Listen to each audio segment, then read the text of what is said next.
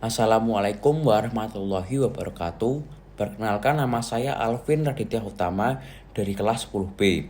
Pada kesempatan kali ini, saya akan menceritakan tentang asal-usul Rawapening. Dahulu, di lembah antara Gunung Merbabu dan Telomoyo, terdapat sebuah desa bernama Ngasem. Di desa itu, tinggal sepasang suami istri yang bernama Ki Hajar dan Nyai Selakanta, yang dikenal oleh orang-orang sebagai sosok yang pemurah dan suka menolong, sehingga mereka sangat amat dihormati oleh masyarakat sekitar. Sayangnya, mereka belum mempunyai anak. Meskipun demikian, Ki Hajar dan istrinya selalu hidup rukun.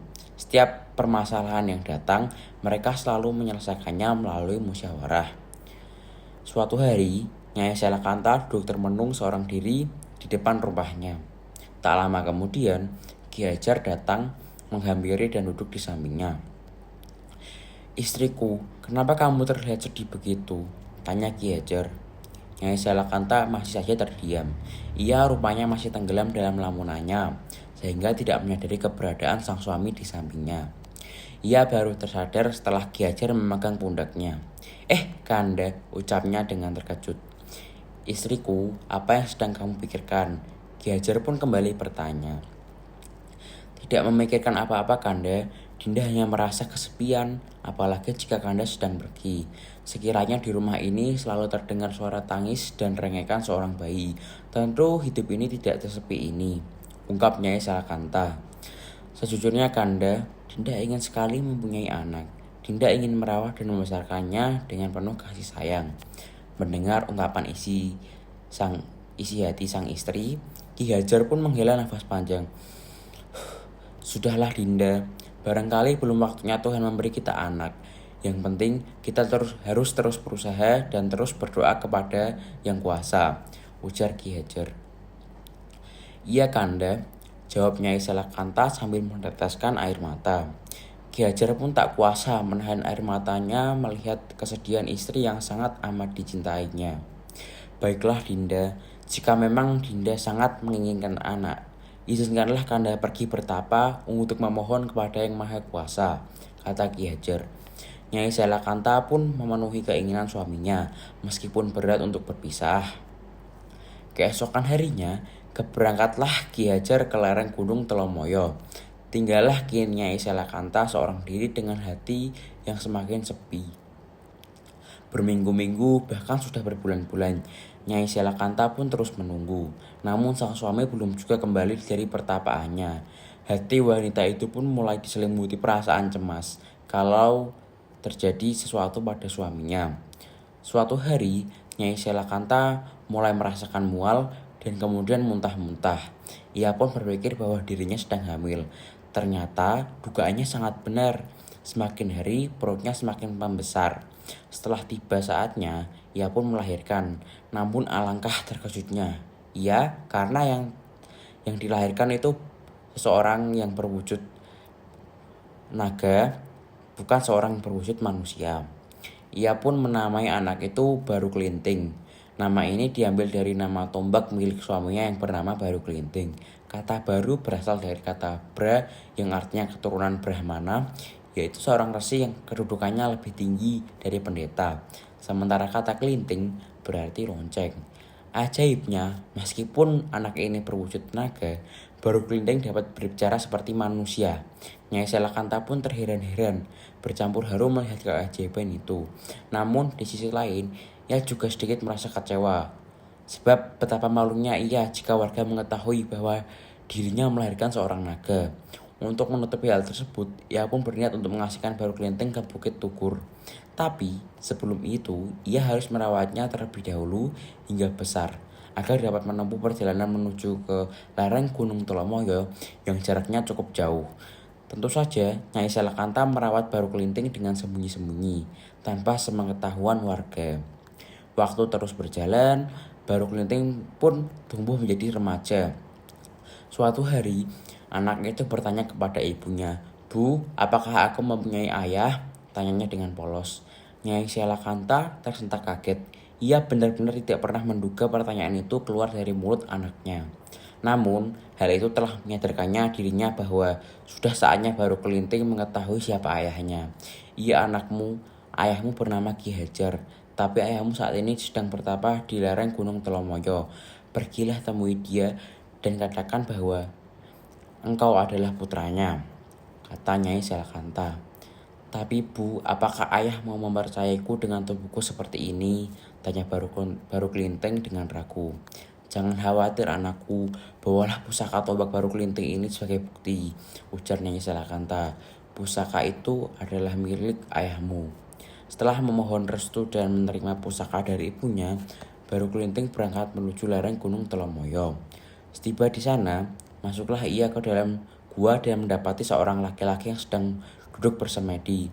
Kedatangan Baru Kelinting ini pun rupanya mengusik ketenangan pertapa itu. "Hei, siapa itu?" tanya pertapa itu. "Maafkan saya Tuan, jika kedatangan saya mengganggu ketenangan Tuan," kata Baru Kelinting. Betapa terkejutnya pertapa itu saat melihat seekor naga yang dapat berbicara. "Siapa kamu dan kenapa kamu bisa berbicara seperti manusia?" tanya pertapa itu dengan heran. "Saya Baru Kelinting," jawab Baru Kelinting. "Kalau boleh tahu, apakah benar ini di tempat pertapaan Ki Hajar?" "Iya, aku Ki Hajar, tapi bagaimana kamu tahu namaku? Siapa kamu sebenarnya?" tanya pertapa itu penasaran. Mendengar jawaban itu, Baru Kelinting langsung bersembah sujud di hadapan ayahnya. Ia kemudian menjelaskan siapa dirinya. Awalnya, Ki Hajar tidak percaya jika dirinya memiliki anak berwujud seekor naga. Ketika naga itu menunjukkan pusaka Baru Kelinting kepadanya, Ki Hajar pun mulai percaya. Namun ia belum yakin dengan sepenuhnya. "Baiklah, aku percaya jika pusaka Baru Kelinting itu adalah milikku. Tapi bukti itu tidak cukup bagiku. Jika kamu memang benar-benar anakku, coba kamu lingkari Gunung Telomoyo ini," ujar Ki Hajar. Baru Kelinting segera melaksanakan perintah tersebut untuk meyakinkan sang ayah. Berbekal kesaktian yang dimiliki, Baru Kelinting berhasil melingkari Gunung Telomoyo. Akhirnya Ki Hajar pun mengakui bahwa naga itu adalah anaknya. Setelah itu, ia kemudian memerintahkan anaknya untuk bertapa di Bukit Tukur. "Pergilah bertapa ke Bukit Tukur," ujar Ki Hajar. "Suatu saat kelak tubuhmu akan berubah menjadi manusia." "Baiklah ayah," jawab Baru Kelinting. Sementara itu, tersebutlah sebuah desa bernama Patok. Di desa ini sangat makmur, namun sayangnya penduduk desa ini sangat angkuh. Suatu ketika, penduduk desa Patok bermaksud untuk mengadakan Marti Dusun atau bersih desa, yaitu pesta sedekah bumi setelah panen. Untuk memeriahkan pesta, akan digelar berbagai pertunjukan seni dan tari. Berbagai makanan lezat pun akan dihidangkan sebagai hidangan bersama dengan jamuan untuk para tamu undangan. Untuk itulah, para warga beramai-ramai berburu binatang di Bukit Tukur. Sudah hampir seharian mereka berburu, namun belum ada satupun binatang yang tertangkap. Ketika hendak kembali ke desa, tiba-tiba mereka melihat seekor naga sedang bertapa. Naga ini tak lain adalah Baru Kelinting. Mereka pun beramai-ramai menangkap dan memotong-motong daging naga itu, lalu membawanya pulang. Setiba di desa tersebut, daging naga itu mereka masak untuk dijadikan hidangan dalam pesta. Ketika para warga sedang asik berpesta, datanglah seorang anak laki-laki yang tubuhnya penuh dengan luka, sehingga menimbulkan bau amis. Rupanya anak laki-laki itu adalah penjelmaan Baru Kelinting. Oleh karena lapar, Baru Kelinting pun ikut bergabung dalam keramaian itu. Saat ia sedang meminta makan kepada warga tersebut, tak ada satupun warga yang mau memberi makan. Mereka justru memaki-maki, bahkan mengusirnya. "Hai pengemis, cepat pergi dari sini," usir para warga. "Tubuhmu sangat bau amis sekali." Sungguh malang nasib Baru Kelinting. Dengan perut keroncongan, ia pun berjalan sempoyongan hendak meninggalkan desa. Di tengah perjalanan, ia bertemu dengan seorang janda tua bernama Nyi Latung. "Hai anak muda, kenapa kamu tidak ikut berpesta?" tanya Nyi Latung. "Semua orang menolak kehadiranku di pesta itu. Mereka jijik melihat tubuhku," jawab Baru Kelinting. "Padahal saya lapar sekali." Nyi Latung yang baik hati itu pun mengajak Baru Kelinting ke rumahnya. Nenek itu segera menghidangkan makanan lezat. "Terima kasih, Nek," ucap Baru Kelinting. "Ternyata masih ada warga yang baik hati di desa ini." "Iya cucuku, semua warga di sini memiliki sifat angkuh. Mereka pun tidak mengundang nenek ke pesta karena jijik melihatku," ungkap Nyi Latung. Kalau begitu, mereka harus diberi pelajaran, ujar Baru Kelinting. Jika nanti nenek mendengar suara gemuruh, segeralah siapkan lesung kayu, lumbang, alat penumbuk padi. Baru Kelinting kembali ke pesta dengan membawa sebatang lidi. Tiba di tengah keramaian, ia menancapkan lidi itu ke tanah. Wahai kalian semua, jika kalian merasa hebat, cabutlah lidi yang kutancapkan ini, tantang Baru Kelinting. Merasa diremehkan, warga pun beramai-ramai hendak mencabut lidi itu. Mula-mula para anak kecil yang disuruh mencabutnya, tapi tak seorang anak pun yang berhasil. Ketika giliran para kaum perempuan, semuanya pun tetap gagal. Akhirnya, kaum laki-laki yang dianggap kuat pun maju satu persatu. Namun tak seorang pun dari mereka yang mampu mencabut lidi tersebut. Ah, kalian semua payah, mencabut lidi saja tidak bisa, kata Baru Kelinting.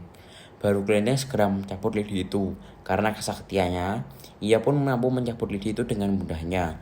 Begitu lidi itu tercabut, suara gemuruh pun menggentarkan seluruh isi desa. Beberapa saat kemudian, air menyembur keluar dari bekas tancapan lidi itu. Semakin lama semburan air semakin besar sehingga terjadilah banjir besar.